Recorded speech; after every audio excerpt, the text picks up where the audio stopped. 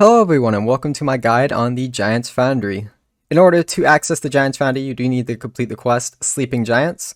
And then you also need a smithing level with the bars you're going to use. For example, you need 70 smithing, I believe, for adamant and 85 for runite. So just make sure you have the smithing level required for the bars you're going to use. And then, as I just mentioned, you will need a hefty amount of bars. It is 28 bars per sword that you plan to make in the Giants Foundry. And it doesn't matter if it's mix and match, as I will be doing it right now.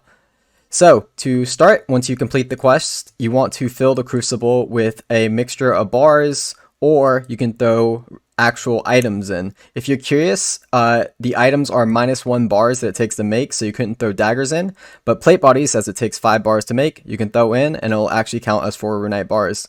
It's a very, very good way to get rid of a lot of plate bodies you have, though I'm not sure if it's worth to actually smith your things into plate bodies and use it in the stuff first. I'll probably find that out in the future as this just came out, but for now I am just doing it as is. And then we are also going to throw our bars in. Oh, it looks like we have to do it like this. Just click on it and then you can throw all the bars in and that will fill the crucible fully. I should mention, but you do also need a free inventory space and ice gloves, or I think a bucket of water work. Actually, I think you do need the ice gloves, but I'm not 100% on that as, like I said, the content just came out. Anyway, once the crucible is full, go ahead and right-click Kovac and ask for a commission, and he will give you a commission. Once you have that commission, you want to set up your jig mold, and you want to make as much of you want the numbers to be as high as possible, I guess is the best way to explain it. So sometimes you'll have 2 things that glow green. I think it's even possible to have, no, it's not possible to have 3 things that glow green. But as you can see here, for the tips, I only have 1 thing that goes green. It could either be light or flat. It doesn't matter which one I choose here, as it's both equals 6. But for example, if I go into blades, maybe you can see how it has 6 and 8. This is the one I want to choose, as it adds up to 14, ends up being a much higher quality sword. And if I go to forte, as you can see, 8 and 8, a very, very high quality sword. So that is what I'm going to set the mold as. Once you have the mold set, you want to head back up to the crucible and pour it in, and you will have yourself a sword. Now make sure you have the ice gloves, or I do think a bucket of water works, but I'm not 100% on that. And then pick up your little sword, and you'll see I have a glowing sword in my inventory. Now I am doing a pretty complex sword, so I am going to have a lot of steps, but I'll kind of go through the steps and how they work.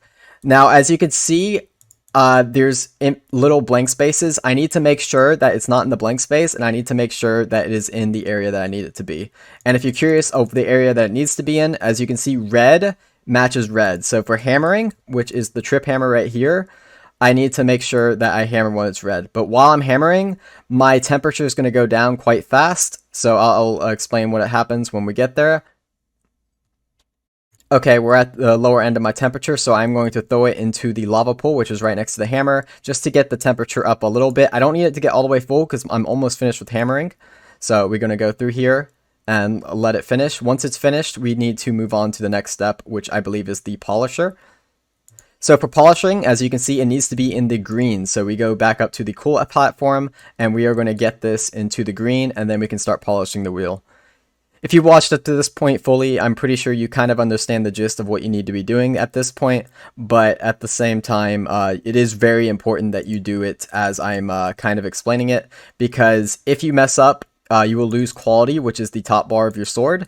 And if you lose too much quality, you actually lose all your resources. And the more quality you lose, you actually lose XP and points. So you always want the quality to be perfect. And it's going to take like time in order to get things perfectly. Like I said, the minigame just kind of came out, or skilling activity just kind of came out. So I'm still working on making things perfect, but I kind of have a grasp of how it is.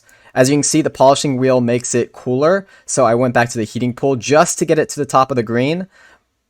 And we're going to go let it back down. And I'm kind of just going to repeat this process. I think you guys kind of understand what's going on now. I will go ahead and show the yellow when I get there. But for now, I think you guys get the process.